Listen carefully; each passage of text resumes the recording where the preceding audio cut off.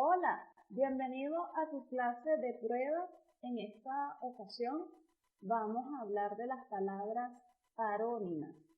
Estas palabras son muy importantes en el idioma español porque son palabras que se parecen en la escritura o pronunciación, pero tienen significados distintos. Entonces resulta muy importante conocer el significado de estas palabras, ya que tienden a generar muchísima confusión cuando no tenemos dominio del idioma o sencillamente no las hemos escuchado en los contextos adecuados. Voy a desarrollar a lo largo del video un total de 10 ejemplos, apoyándolos con imágenes, con textos, de manera que sea muchísimo más comprensible lo que tiene que ver con el significado de cada una de ellas. La primera de estas palabras que vamos a abordar es la palabra hola, que como bien saben es un saludo de uso común en el idioma español. Generalmente lo utilizamos para saludar. Esta palabra se escribe con las letras H-O-L-A, como puedes notar en la siguiente imagen. Sin embargo, hay una palabra homónima que tiene el mismo sonido, pero se escribe de forma distinta, que es la palabra hola. Esta palabra se escribe O-L-A, se pronuncia de la misma forma. Sin embargo, el significado es totalmente distinto, ya que a las olas invernales. Esta ola, un ejemplo de ello es que normalmente al ir a la playa o al mar observamos las olas y aparte de ello tiene una connotación de fuerza. La palabra ola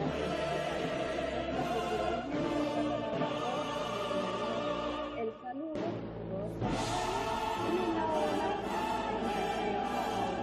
del mar. El segundo ejemplo que vamos a hablar es la palabra taza. Cuando hablamos de una taza, generalmente pensamos en una taza de café, por ejemplo, a la hora del desayuno. Esta palabra se escribe T-A-Z-A. Es una taza, una unidad de medida que muchas veces utilizamos al momento de preparar alimentos. Hablamos de una taza de harina, una taza de arroz, una taza de azúcar, por ejemplo. Pero también hay una palabra que se escribe de la misma manera, que suena de la misma manera, quise decir que tiene el mismo sonido, fonéticamente es igual, pero esta palabra tiene otro significado y estamos hablando de la taza, que se escribe T-A-S-A. Se pronuncia de la misma manera. Sin embargo, normalmente cuando hablamos de ella nos estamos refiriendo, por ejemplo, a la tasa que nosotros pagamos como un impuesto en un caso dado, como un tributo que está establecido por el gobierno, por el Estado, o también estamos hablando de un porcentaje determinado, como en el caso de las tasas de interés para las tarjetas de crédito. Cuando nosotros pagamos un porcentaje mensual correspondiente al uso de las tarjetas de crédito, bueno, en este caso estamos pagando una tasa. Esa tasa se escribe de forma distinta a la que se utiliza para las tasas, que son las vasijas que utilizamos para tomar bebidas, pero el sonido es exactamente el mismo. Bien, entonces nuestro segundo ejemplo es la palabra taza, donde en el primer caso se escribe con Z, T-A-Z-A, taza, y en el segundo caso suena de la misma manera y sin embargo se escribe T-A-S-A, taza, y tiene un significado totalmente distinto.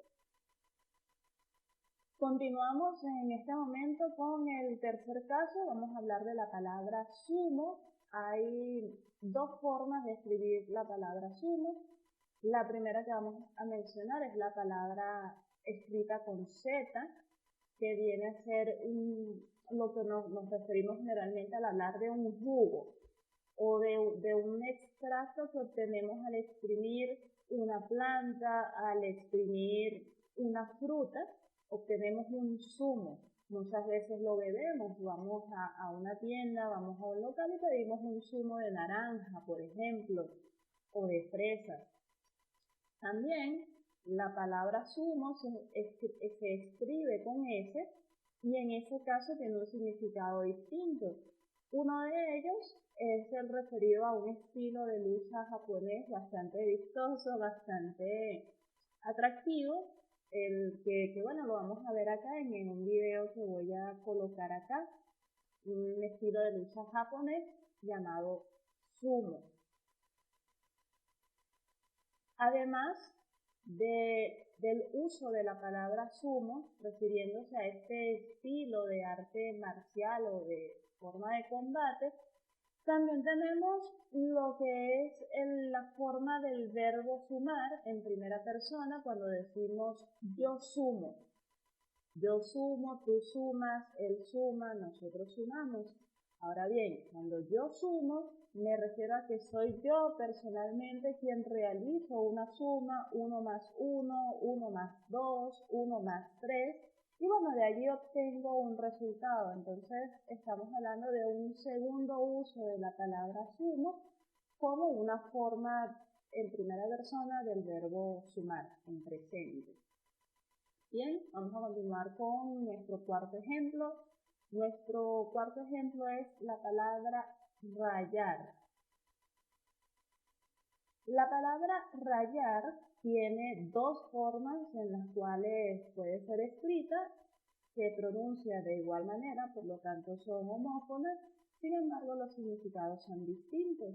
En el primer caso nos estamos refiriendo a la palabra rayar, que consiste en utilizar un instrumento llamado rallador, sobre todo para los alimentos, para trocearlos o transformarlos en partes mucho más pequeñas. Esto se hace en muchas ocasiones con el queso, por ejemplo, o con algunos vegetales a la hora de hacer ensaladas. ¿Okay? Estos alimentos se rayan con un rallador y se utiliza el verbo rayar. Otro verbo que se pronuncia de la misma manera, pero se escribe distinto, es el verbo rayar con Y. Se escribe R-A-Y-A-R. Rayar. Este verbo tiene una connotación distinta porque se trata de trazar líneas.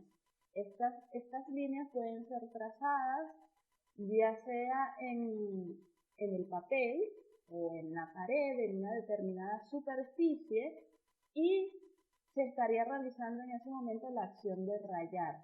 Normalmente los niños es muy frecuente que hagan rayas cuando están aprendiendo a escribir, realizan o hacen rayas en los cuadernos, en los papeles que consiguen, en las paredes inclusive.